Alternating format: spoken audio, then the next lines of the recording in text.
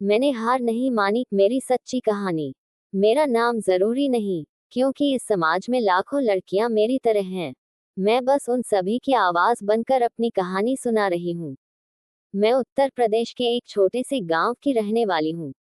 बचपन से ही मेरे हालात सामान्य नहीं थे। पिताजी किसान थे और माँ एक छोटे आंगन में चूल्हे की आग में दिन गुजारती थी। 5 बहनों में मैं तीसरी थी। हमारे घर में बेटियों को पढ़ाना जरूरी नहीं माना जाता था, पर मुझे किताबों से प्यार था। हर सुबह जब माँ मुझे खेत में काम के लिए बुलाती थी, मैं थोड़ा जल्दी उठकर पेड़ के नीचे बैठकर पढ़ाई कर लेती थी। मेरे पास किताबें भी ज्यादा नहीं थी, लेकिन जो थी, उन्हें मैंने बार बार पढ़ा, समझा, याद किया। जब मैंने 8वीं पास की, तब घर वालों ने साफ कह दिया, अब शादी की तैयारी करो।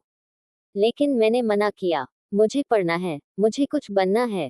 ये शब्द मैंने पूरे आत्मविश्वास से कहे, लेकिन बदले में मुझे ताने, थप्पड़ और भूखा रहना पड़ा।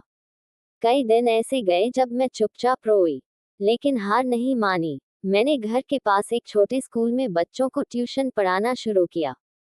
5-5 रुपए मिलते थे एक बच्चे के, लेकिन मैं खुश थी। उन्हीं पैसों से मैंने 10वीं की परीक्षा फॉर्म भरा, चुपचाप परीक्षा दी और जिला टॉपर बनी। मेरे टॉपर बनने पर मीडिया आई, गांव वालों को गर्व हुआ, लेकिन घर वालों को शर्म। क्या जरूरत है लड़की को इतना आगे बढ़ाने की, ये सुनने को मिला।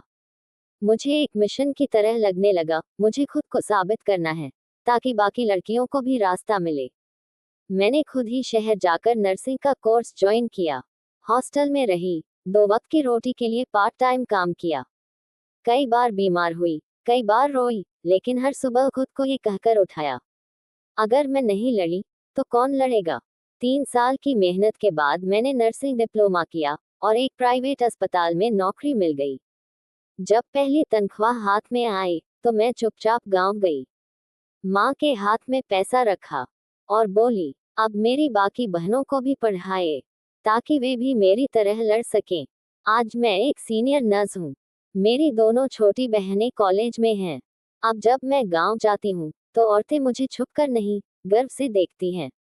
ये कहानी सिर्फ मेरी नहीं, हर उस लड़की की है जो हालात से हार नहीं मानती, जो सपनों को हकीकत में बदलना चाहती है। अगर आपको मेरी ये सच्ची कहानी पसंद आए हो, तो MKD स्टोरीज चैनल को जरूर लाइक, शेयर और सब्सक्राइब कीजिए, ताकि ऐसी और भी कहानियां आप तक पहुंचती रहें। कमेंट में लिखिए, मैं भी हार नहीं मानूंगी।